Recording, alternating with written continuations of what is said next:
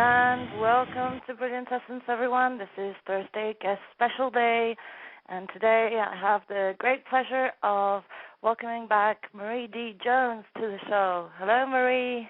Hello, I'm here. Oh, I thought for sure we were going to have technological issues, but no. You know, I had just sent you an email. Please call in now, Marie.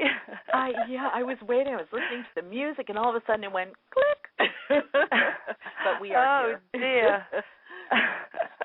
Oh, boy. So, for those who don't know Marie, she has, I'm reading her bio here, she has an extensive background in new science, metaphysics, and the paranormal, and worked as a field investigator for MUFON, Mutual UFO Network, in Los Angeles and San Diego in the 1980s and 90s. She currently serves as Director of Special Projects for ARPAST, the Arkansas Paranormal and Anomalous Studies team. Marie has also co-authored over 50 inspirational books for publications, international new seasons, and has published hundreds of reviews, short stories, and essays. And I believe you're a screenwriter too, Marie. Yes, well, it says it right there. She is also a screenwriter with several projects currently in development and regular contributor to TAP's Para Magazine, New Dawn, and other paranormal publications, and is a popular radio show co-host with Dreamland Radio. Marie has appeared on television, most recently on History Channel's Nostradamus Effect and 30-odd Minutes television, both I haven't seen yet, and has been interviewed on hundreds of radio talk shows, including Coast to Coast, NPR, KPBS Radio, Dreamland, All Things Considered, X-Zone Radio, The Jeff Rentz Show, and The Shirley MacLaine Show.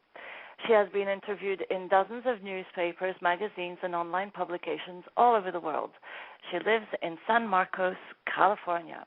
Her books, so I won't go through the 50 or so, but we've had her, in her honor, I put the music Deja Vue from Enigma,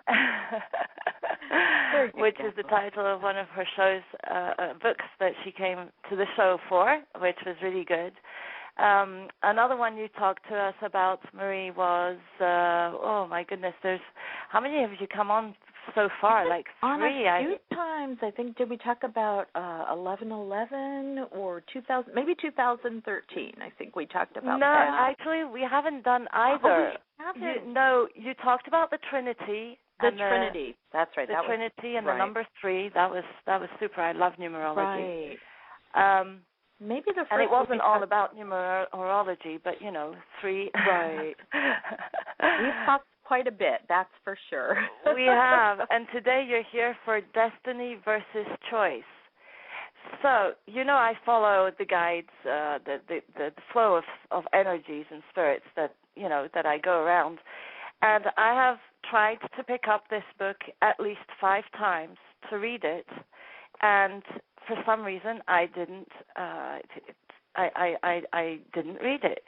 And then this morning, and I was wondering, I haven't meditated on it. I've been going through different stages, the kids back at school and all that, so It's been, the Destiny versus Choice is a huge, it's the $1 million question, right? Absolutely. One of them, yeah. Like, is there a God, and are we alone in the universe? Those big questions, yeah. And you take a scientific and spiritual approach to it, and you bring together many aspects of who says what about destiny or choosing our destiny, or from quantum physics to astrology to I Ching. It's DNA, genes. That was interesting, and then the philosophies, determinism.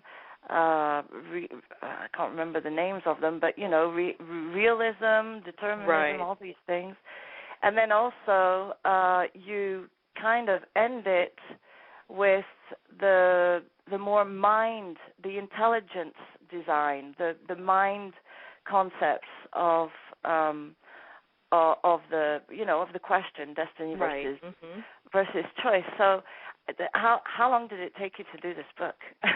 It didn't take long because it was something I had been thinking about doing for a long time. It was kind of percolating in my brain for, I would say, for a couple of years. I knew that I eventually wanted to tackle this subject, and I started all of a sudden getting emails about 7 or 8 months ago from people, are you ever going to write about destiny? Are you ever going to write about destiny and choice? And I thought, oh, this is interesting. And I had to pitch a new book to my publisher. And I thought, okay, maybe now is the time to do this. And I think it took me about 5 months to write the book, maybe even a little bit less, because it really was a journey that I have been on my whole life and a question that I've been asking myself constantly. So everything kind of fell into place pretty quickly. So it's interesting because in the astrology segment, you actually share your birth chart. I do. And you go back and forth with the idea that, are you a true Libra? No, not really. Yes, in some aspects, but definitely not the Vogue type lady. There you go. Yes, the fancy. In Chanel, Right. And I mean, we all love to know about our astrological signs, and I think some people buy into them maybe a little too much. I'm a Virgo, I have to behave this way. Well, no, not necessarily. Or, I'm a Scorpio. We always do this. And I found myself kind of perpetuating that too whenever I have a hard time making a decision. I say, well, I'm a Libra, and Libras can never make up their minds. It's like, wait a minute, is this a self-fulfilling prophecy here? I need to stop saying that. Well, first of all, I'm an astrologer too. Uh-huh. I do cosmobiology. And the way I see it is that you definitely can't say I'm a this or that just by your sun. Right, You've got to look at all the planets and how the aspects influence your planetary signs. So, for example, when I look up the astrology at the back of a newspaper, I look at my sun sign, and then I look at what's under my ascendant, which is, me portraying myself out there in the world. And then I look at the moon, because I have a very strong moon. And they're all in different signs. Right. It's very intricate. Yeah. Yeah, but that way I segment actions and thoughts and reactions, and I can say to myself, okay, the moon this week, I'll just need to be, just remember to take this into consideration, because I may have a tendency to think, to perceive things in one manner more than in another. Absolutely. So it really, really helps in that way, but you can't do it just with one sign. No, and I think that's the sad thing, is that a lot of people think that astrology is, okay, let me see when I was born. Oh, okay, it fits right into here. I am an Aries.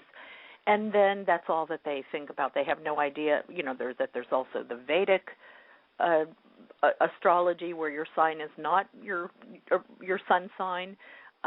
Where the moon sign is important, all the different aspects.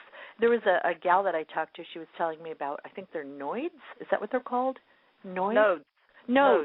And how important they are. And I'm thinking, oh my gosh, this is so complicated and intricate. And she started telling me about mine, and it was like, oh my gosh, that does sound like me. Right. Much more so than, like you said, just going to the back of the TV guide or the newspaper and seeing your sun sign and going, I don't know. Yeah, exactly. Yeah, the one paragraph, very vague description of, and I love in some of the women's magazines when you see the horoscopes, they're so just silly and vague. You're going to meet someone interesting this week. Well, I hope so. Could be the mailman, but it is. But, it just shows you how so many people really want to feel like there's a blueprint, and that we weren't just thrown here and, on our own to have to make all of our own decisions because maybe we don't feel secure enough to believe that. Right. So I want to know what your thoughts are on the subject. After I kind of felt this going in, because in my own life, I really have always felt that I had a destiny. Not in every single thing that has happened, but I knew when I was very young, and I'm talking 2-3 years old, I was writing. And I knew that I was going to be a writer. I knew that was my destiny, even though all through my life I tried other things, I wanted to do other things. They all were a part of that path. They all became things that I'd either write about or experiences that I would write about. And yet I'm also very much aware of choices that I made to not align myself with my destiny and the price that I paid emotionally, financially, even spiritually. So after doing all the research, what I found was that there is, and I call it circumstantial evidence because we really don't know, without knowing what put us here, which I call first cause. Without knowing the motivation behind that, we really don't know the ultimate truth. So we're going on faith a little bit, but it seems like nature has a lot of aspects that appear to be predestined, or they're blueprints that nature follows, whether it's evolution or the laws of physics or the laws of thermodynamics, the way that the universe was created and how it is expanding, and there seems to be, and even our genetic blueprint, DNA. And when it comes to individual human lives, though, that's where you see choice come into play a little bit more. Right. And so how do you find your destiny for someone who hasn't found it? This is the hard thing, because you and I have talked about this a million times, how distracted people are, how technology has really kind of pulled us outside of ourselves, how very rarely people look within or listen to those inner voices anymore, and yet that's, for me, it's always been that inner whisper, that the inspiration, feeling compelled to do something. I think it's intuition, it's paying attention to synchronicities. And I think a lot of people know what their purpose is. And it doesn't have to be a big, giant, grand purpose. Nobody's saying that everybody is destined to be a movie star or a multi-zillionaire. It can be something very simple. But I think people are just not willing to pay attention to the signs. Right. They're not looking within. We're so outward focused now. We're so distracted. Yeah. Yeah. Yes, I was split. My brain went two sides at the same time. I couldn't figure out which way to go. I was wanting to share a personal fact that I've been noticing and reminding myself of the importance of the alignments. And when they don't feel comfortable, it's kind of a nudge for you to rethink that to which you're aligned. Right. Because in the flow of your destiny, I'm not saying everything is easy, because there's a path to get there, and that's the whole experience of life, really.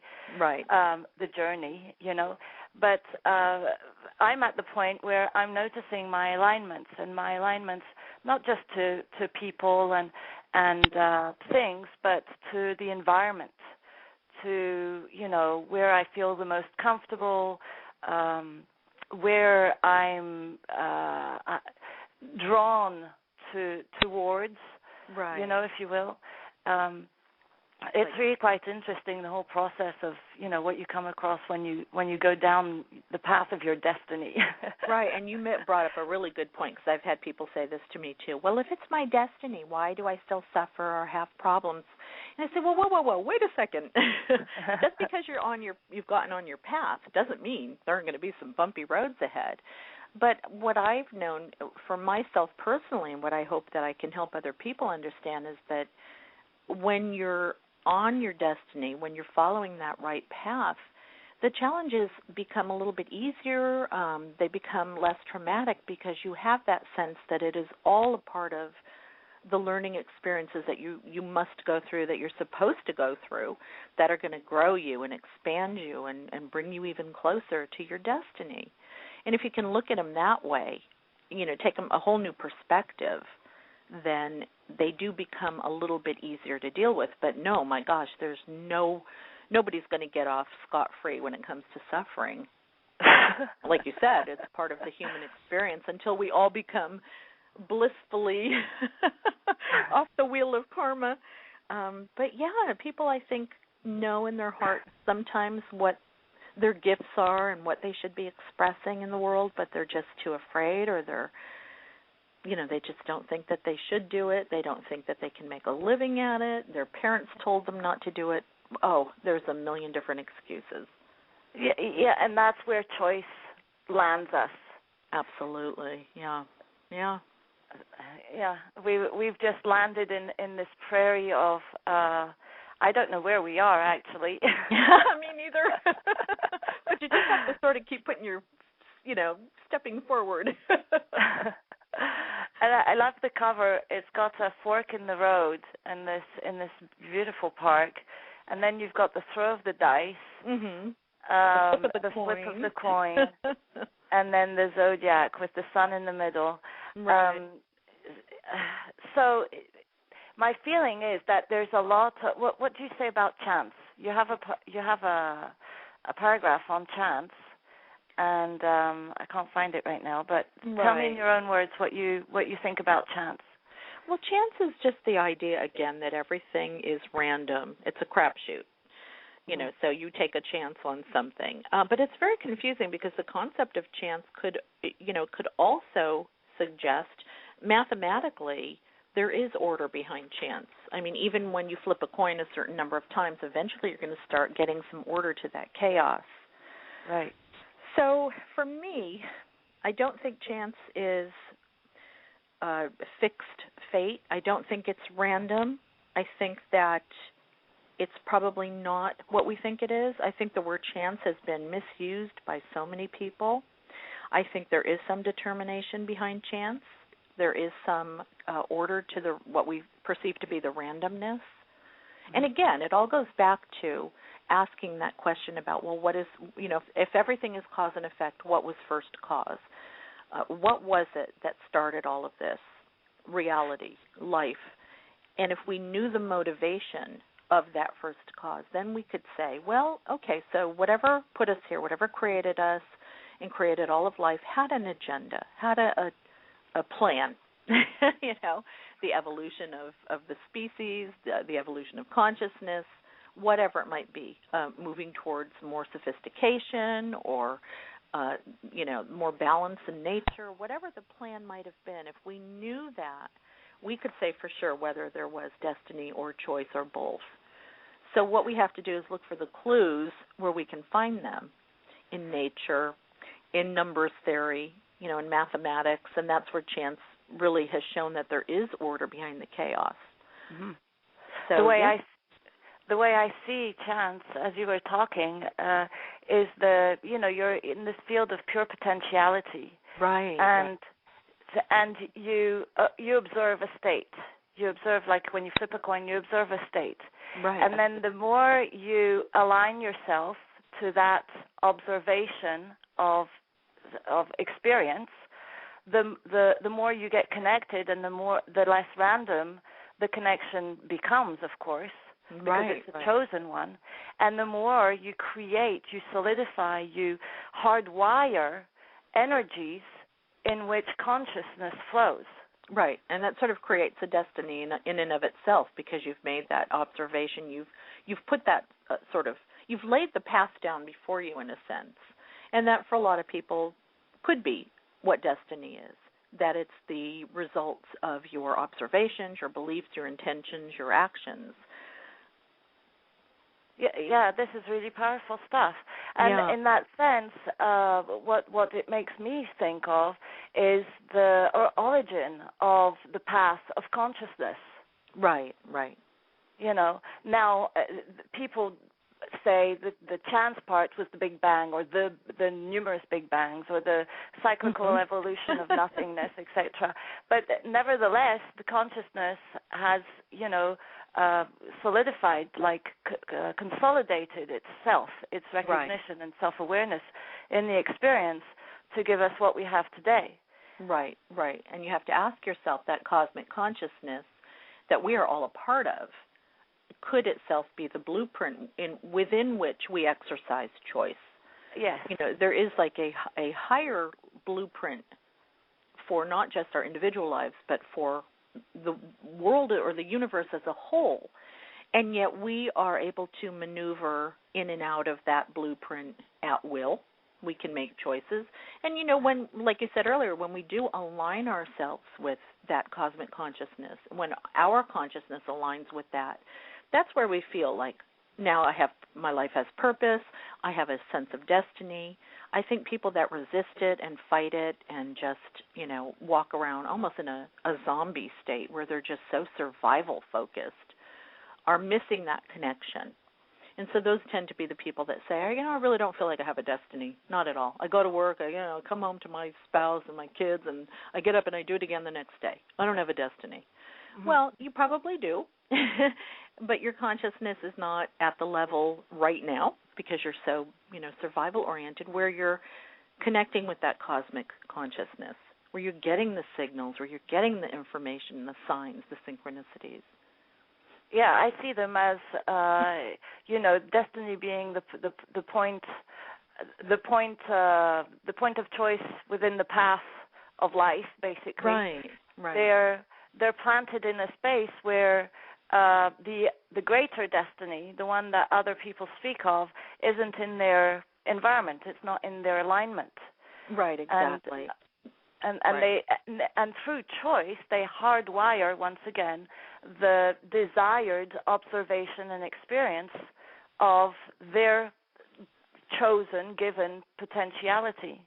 Right, and that's what's interesting, too, about not just quantum physics, where we're told that the concept of the observer effect is that things get observed into reality, into a fixed state.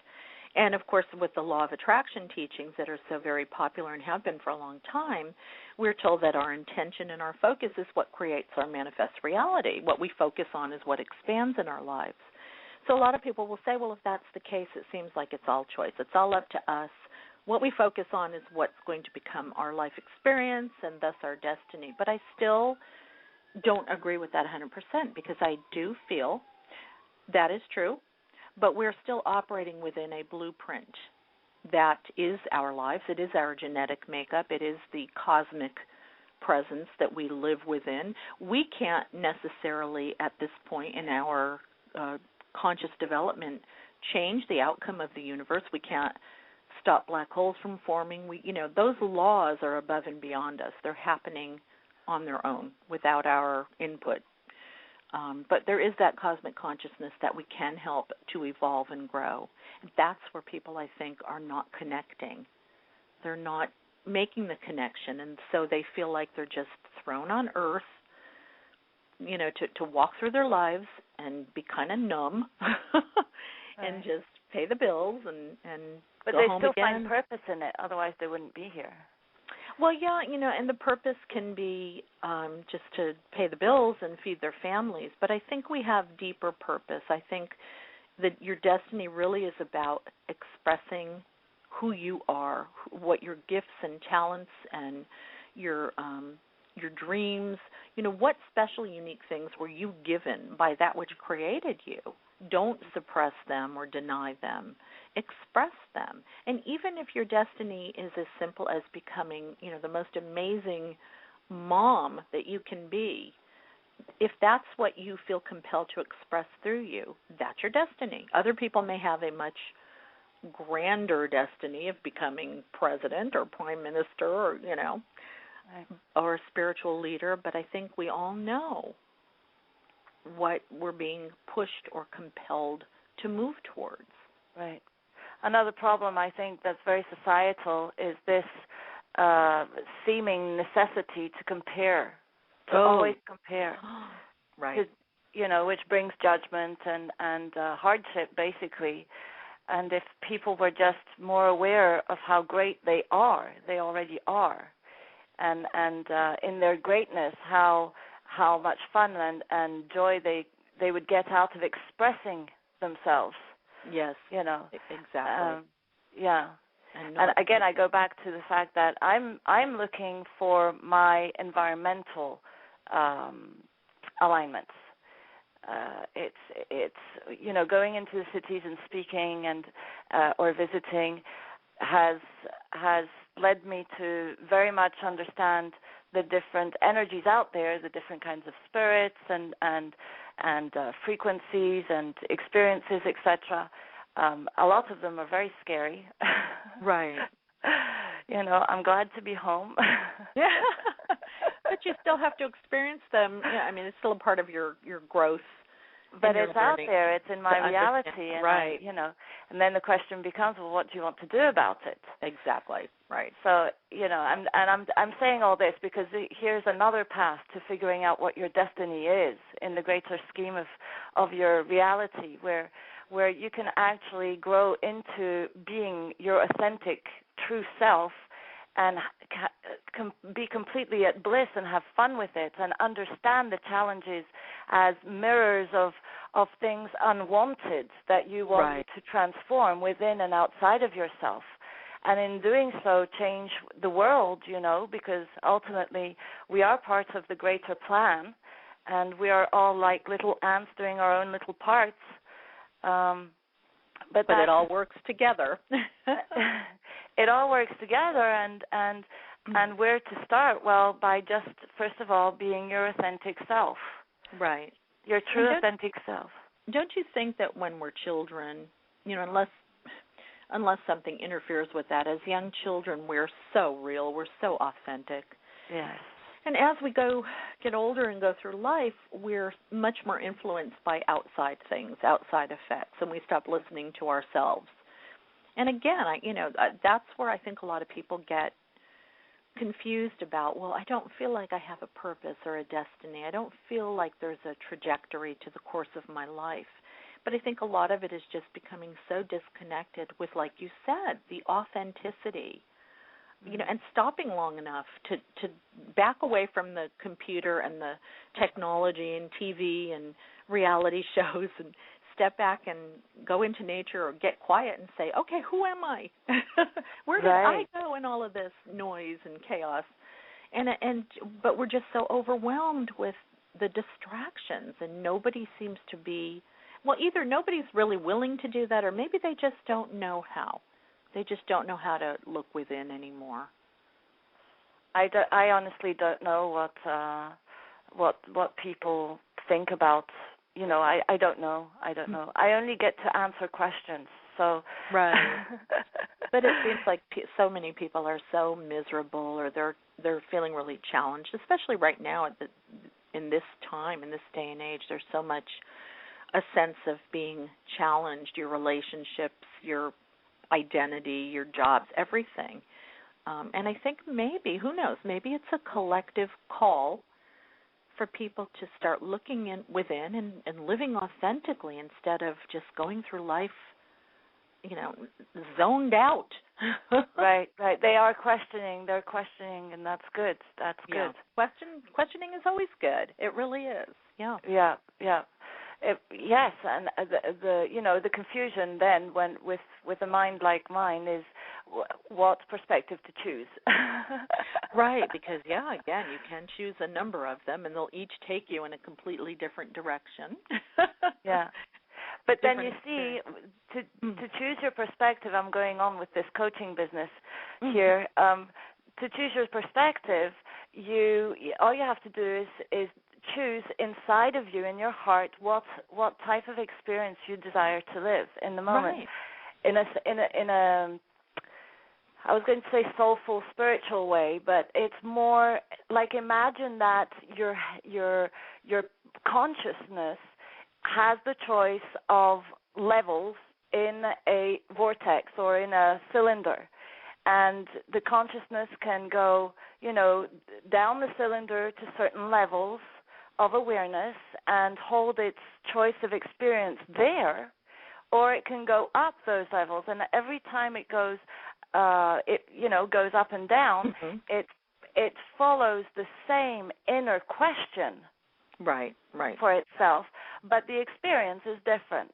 Right, exactly. So again, it's almost as if you've got that blueprint to operate within, but you can go up. You can go up the elevator, or you can go down the elevator. And either way, you're going to have some type of experience that is going to add to whatever it is you need to learn It may not be a good thing.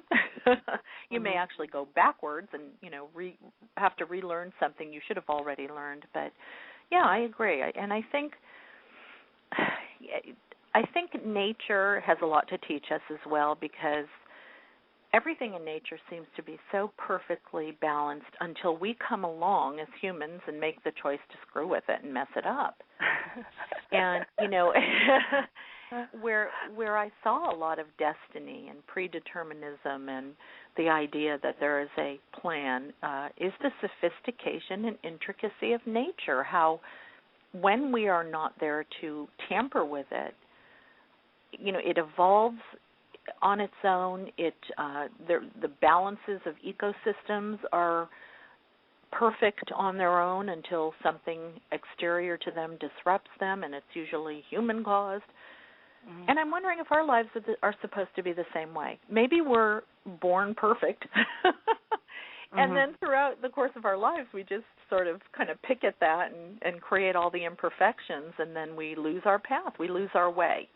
And the lucky people are those who realize, I need to get back on my path. I need to find out who I was before all of these distractions took me away from that and get back to my perfection. I mean, we're not perfect. We never will be, but I do think that there is a perfection of expression that each of us is born with, that is ours and ours alone. That's interesting. Oh, my goodness. There's so much to be said in all this. It's a fascinating topic. I want to say hi to the people in the chat room. Curious, Chris, hi, Chris. We had a terrific show together the other day. Guest healing you today. Welcome to the show. And Moon Tower J. Hi. Destiny versus Choice. The book is out by Marie D. Jones. The Scientific and Spiritual Evidence Behind Fate and Free Will. And we're going in all directions with this. Yes. Now, there's a whole chapter called Stamped for Approval. Right. Tell us a little bit about the meaning behind those words. This is where nature comes into play with, especially with our bodies. If we look at our bodies, our physicalities, we obviously have a genetic blueprint that we come in with, and that's determined by our parents and their parents and their parents. And it's an ancestral blueprint that determines how tall we're going to be, what color eyes we're going to have, the physical build, whether we're built, small bone, medium, or our physical frame. So we seem to have a stamp, that we come in with. And yet also, even with genetics and even with the course of evolution and what the human species is evolving into, what it has evolved from, when it comes to things like behavior, personality, characteristics, values, beliefs, that's where you seem to be able to exercise a lot more choice. So in other words, you're born with a body, a physicality, even a brain that is structured a certain way, and there's nothing you can do about that. Yet you do have some choice as to how all of that will develop into the person that you are. But one interesting thing that happened right about the time I was turning the book in is there was some new research that came out talking about how some of our behaviors may also be inherited. They may also have a genetic origin. And a lot of people don't like to hear that because it makes you feel like, oh my gosh, are our personalities predestined? Do we have no choice even in who we become, as a unique character in life? But I think that that's more associated with certain behaviors like violence, predisposition to depression, certain mental illnesses. So, yeah, our own bodies are really a wonderful template to look at where we can identify where destiny comes into play and where choice comes into play, nature versus nurture. Right. And on a greater level of consciousness again, the destiny of being in this body stems from a choice. Right. Our parents made the choice who they're going to marry, and their parents before them, and who it's all about breeding. But at the same time, again, it makes you who you are, but you're the one who makes the choice as to whether you're going to express that combination of the genes that you got from your parents. And we don't really know how much of our personality may come from people before us. I mean, I think a lot of people will say, oh my gosh, I'm just like my mom. Or, oh my gosh, my dad was this way and now I see that I am. And I don't know how much of that comes from nurture, just being in that environment when you're growing up, or how much of that is inherent. But it is interesting that the brain does seem to, we're learning, that the behavior does seem to originate in the brain, and some things may be out of our control. So again, if you have somebody who's predisposed to violence, even though they can make the choice not to commit acts of violence, there may be a part of them that is inherent and is genetically pushing them to be violent. Mhm. That's a delicate topic, because I was actually speaking at a more spiritual level, where the choice of being in this body, in this environment, in our parents, etc., comes from before. Because as a mom, I communicated with my children before they were born, and whilst they were inside of me, and that can't be explained physically, right? Not yet, anyway. But well, that was the most fun chapter for me. The chapter to work on was about the idea of soul contracts, soulmates, soul codes, making agreements with, not just for ourselves, but with other souls before we incarnate in this life, as to what our challenges are going to be, who's going to be in our lives, who we will be interacting with. That research really fascinated me, because I think a lot of us feel like the people in our lives, we've known them before, or we've lived before somewhere. A certain location may really resonate with us. And the idea that we come in with a sort of plan that we've put into action before we were even born, I think it helps people to align with a potential destiny, rather than, again, this is a one-shot deal. We were made for this one life alone. When we die, that's it. I mean, that doesn't make sense to me. It really doesn't. And there's too much evidence evidence of experience, which I believe as truth. It's subjective, but it's valid, right? Yeah. So going back to your bio, it was very much geared towards the paranormal, but and now you say you were very interested in a more spiritual, the spiritual chapter of the book. How has the paranormal and spiritual merged in your experience of your destiny of writing? They always were. And the funny thing is, so was the scientific. I mean, I grew up with a mom who's very creative, imaginative, spiritual, and I grew up with a father who's a scientist. And I walked very comfortably between both worlds, and I thought that they were the same. I saw all of the links and connections. My understanding as I see it now is that there are different levels of reality. And some of those levels may contain the phenomena that we call paranormal. Psychic abilities may be operating on a different level of reality that some of us are more readily able to access than others. Science is nothing more than the quest to try to understand these levels of reality and how they work. I never saw a separation. Even religion, at the core of every religion is the same common theme. The idea that there is a oneness, that there is, something greater than our little individual lives. Uh-huh. So I never thought that there was any gap between them. It was only as I got older and society sort of started hammering that in my head that I started to kind of think, But no, I always felt like my interest in the paranormal, my interest in science, my interest in spirituality and world religions, it's all about the same thing. I want to know why I'm here, what is reality, and do I have a purpose? Am I supposed to be moving towards something? It brings up the concept of duality. Mm-hmm. I grew up in a very dualistic environment, but at the same time, it was in the oneness. It was international. It was, with all brains, with all types of people, etc. So that's how I am transitioning from the dualistic world to the world of one, which is basically what we're going through right now. Exactly. This transition. Oh, yeah.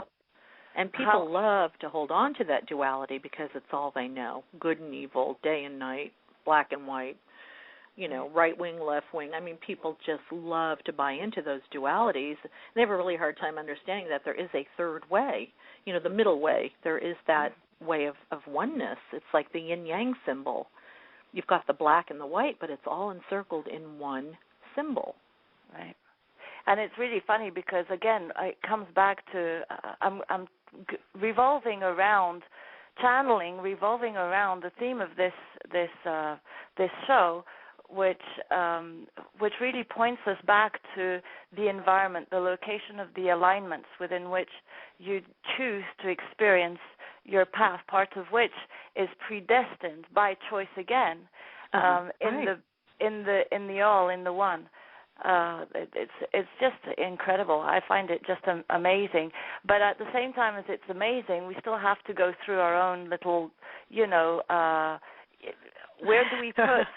Do we chop off a hand, or do we try to merge with the glove, or It is, and it's a tough challenge, our individual. And I think sometimes when people get those glimpses of the bigger picture, then they're able to make more sense of the challenges they go through in this individual life. And a lot of times when you look back at your life, you see the patterns. You see the puzzle pieces that all fell into place.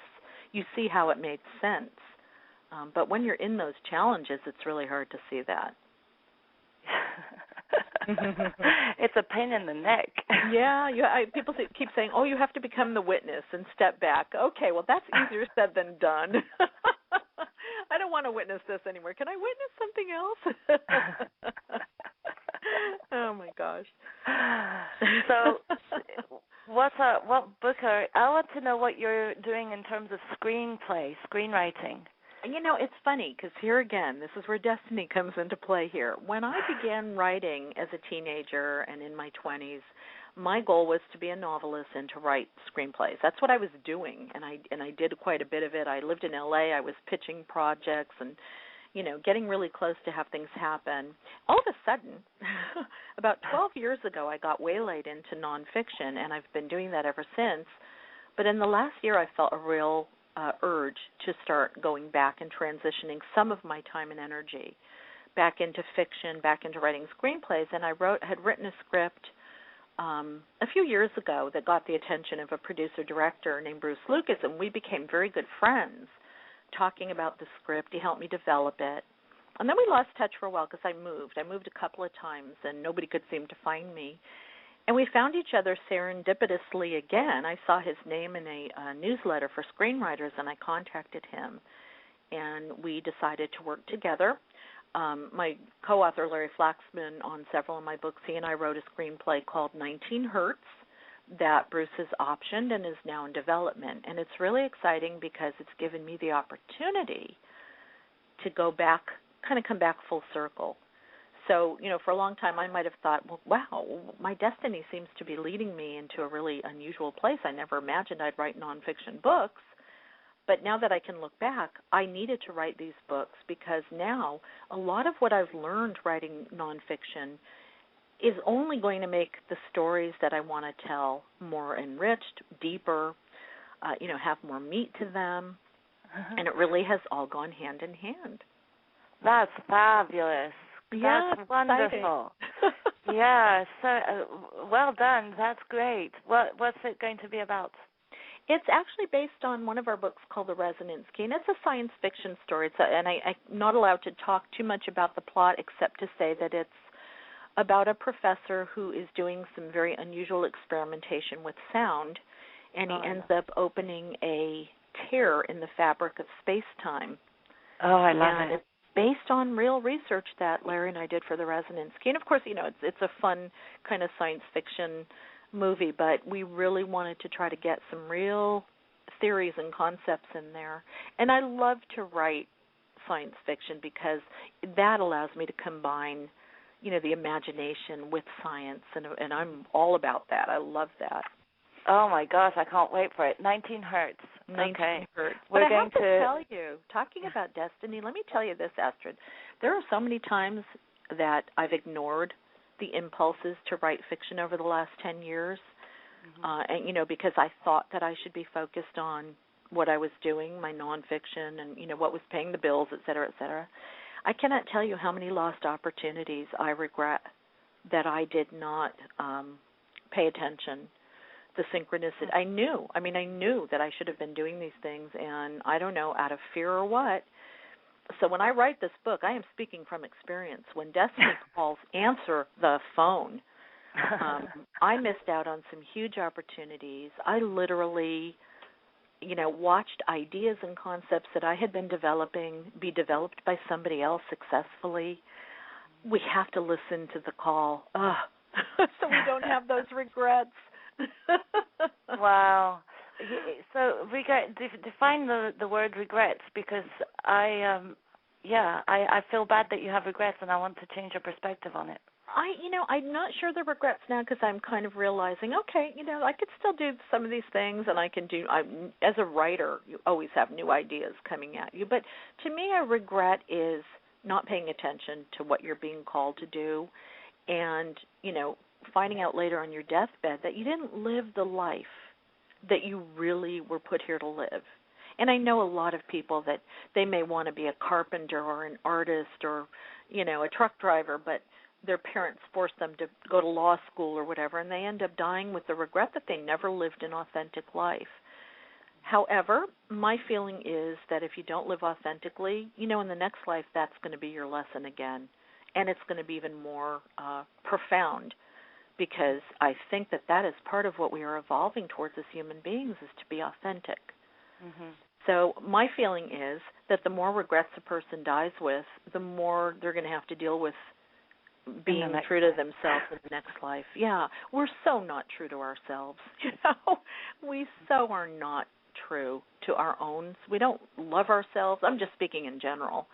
There seems to be a difficulty with the concepts of self-love, of getting out of denial, of going after your dreams and living authentically. That just doesn't seem to be the way most people think.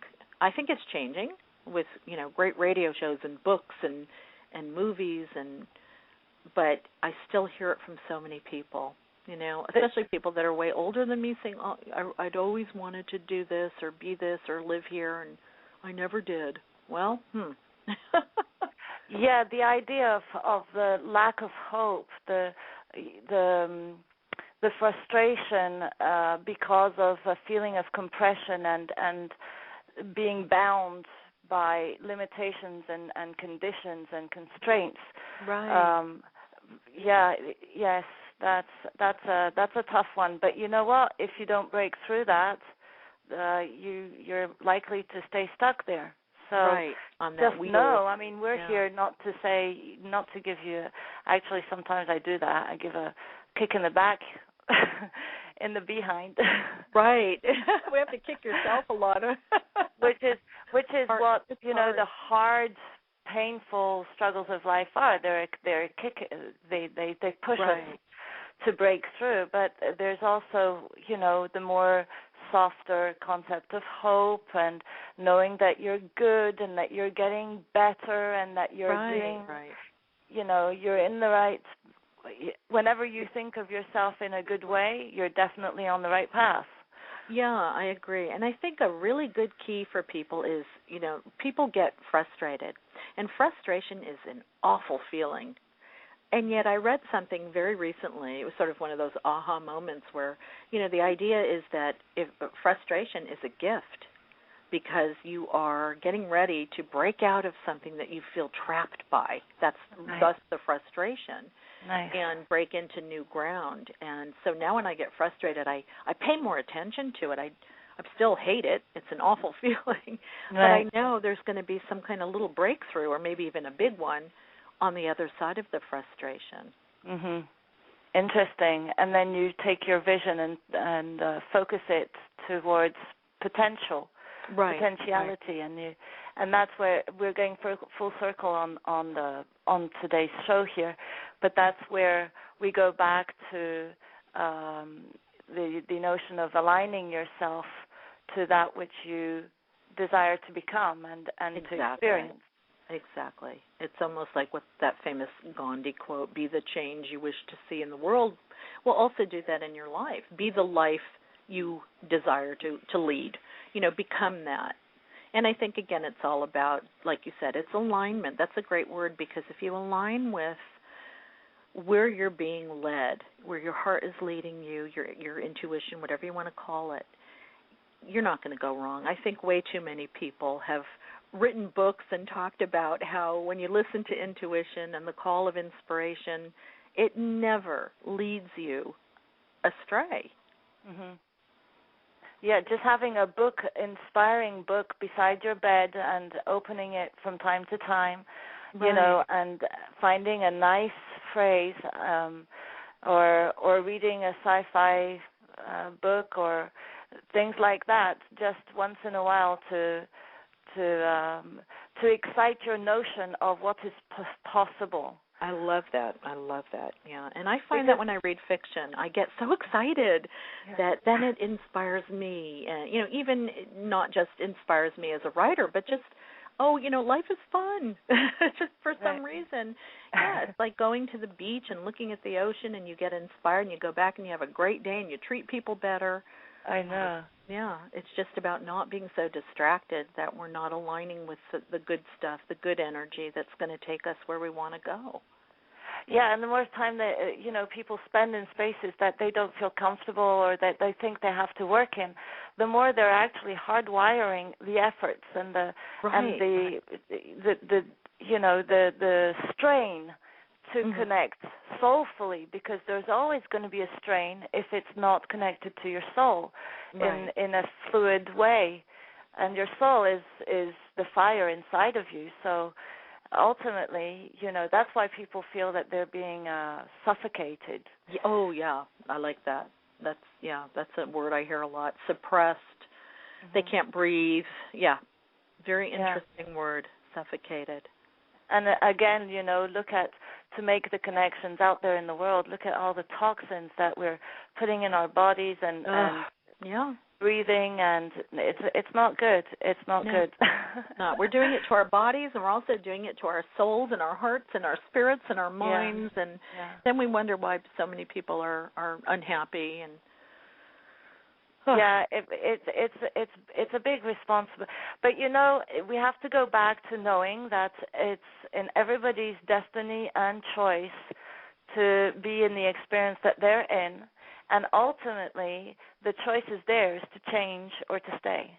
Right, people have to take responsibility, which is hard. We've talked about that many times before, but you're right. The choice is are you going to take responsibility for your life, for your destiny, for whatever? Your reality, your experience, or are you going to just blame the world and let everything outside of you steer you and, move you along, and you have no say in where you're going? Those are the two choices.